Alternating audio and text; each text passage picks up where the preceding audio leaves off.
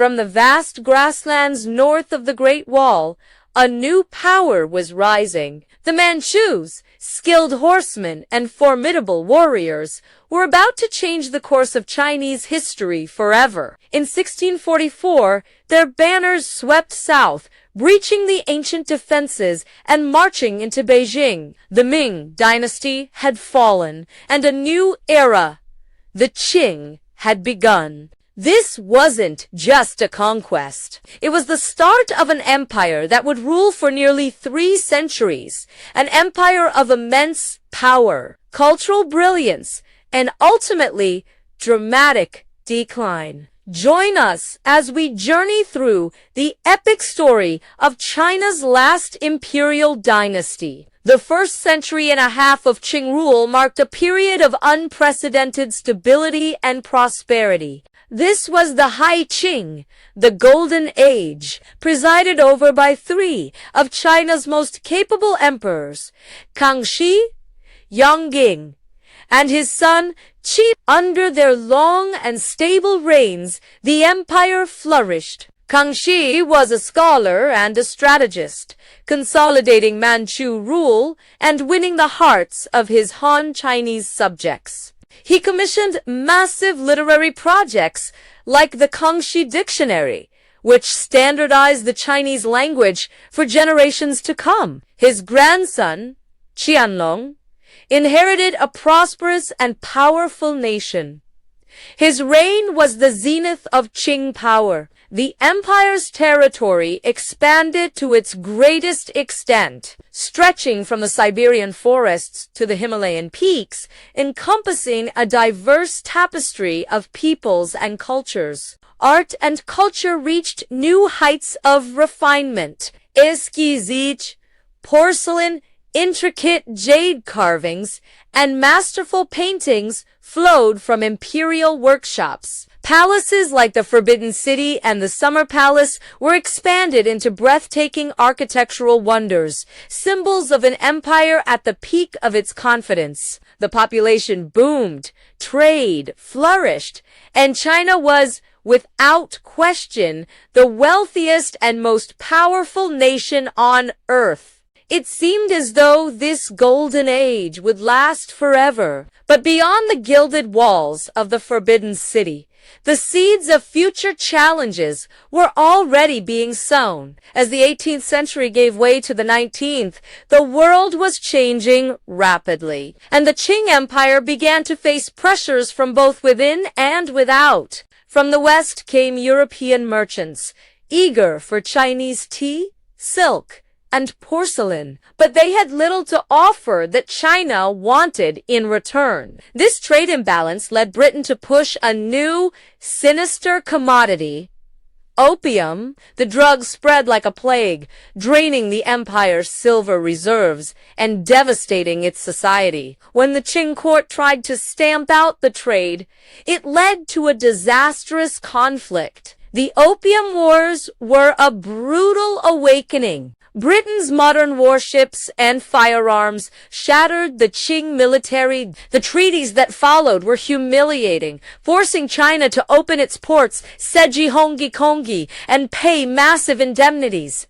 The illusion of imperial invincibility was broken. Internally, the strains were just as severe. Widespread corruption, overpopulation, and land shortages created a fertile ground for rebellion. The Taiping Rebellion, a massive civil war that raged for 14 years, was one of the bloodiest conflicts in human history, claiming tens of millions of lives. It brought the dynasty to the brink of collapse. Although the Qing court, with the help of regional Han Chinese armies, eventually crushed the rebellion, the empire was left permanently scarred and weakened. The central government's authority was eroded, and it became increasingly clear that the old ways were no longer enough to face the challenges of a new, industrialized world. The dynasty was in a desperate struggle for survival. In the final decades of the 19th century, the Qing court made several attempts at reform. The self-strengthening movement aimed to adopt Western technology, building arsenals, shipyards, and railways, while preserving traditional Confucian values. The slogan was Chinese learning as the essence, Western learning for practical use. However, these reforms were often piecemeal and resisted by conservative factions within the court. A crushing defeat in the Sino-Japanese War of 1895 revealed just how far China had fallen behind its rapidly modernizing neighbor. This humiliation sparked a more radical push for change, the 100 Days Reform, but it was quickly suppressed by the powerful Empress Dowager Cixi, who feared losing control. The turn of the 20th century brought the Boxer Rebellion, an anti-foreign uprising that ended with an international army occupying Beijing, further humiliating the dynasty. The court was forced to accept even harsher terms and pay staggering reparations. It was the final straw. The government's inability to defend the nation convinced many that the entire imperial system had to go. Revolutionary ideas, inspired by Western concepts of nationalism and republicanism, spread like wildfire among students, soldiers, and intellectuals. Figures like Sun Yat-sen organized revolutionary groups calling for the overthrow of the Manchus and the establishment of a modern republic. The Qing Dynasty was living on borrowed time. The end came swiftly. In October 1911, a mutiny among soldiers in the city of Wuchang sparked a chain reaction across the country. Province after province declared independence from Qing rule. The imperial court was powerless to stop the tide. In a desperate attempt to save the dynasty, they appointed a powerful general, Yuan Shikai.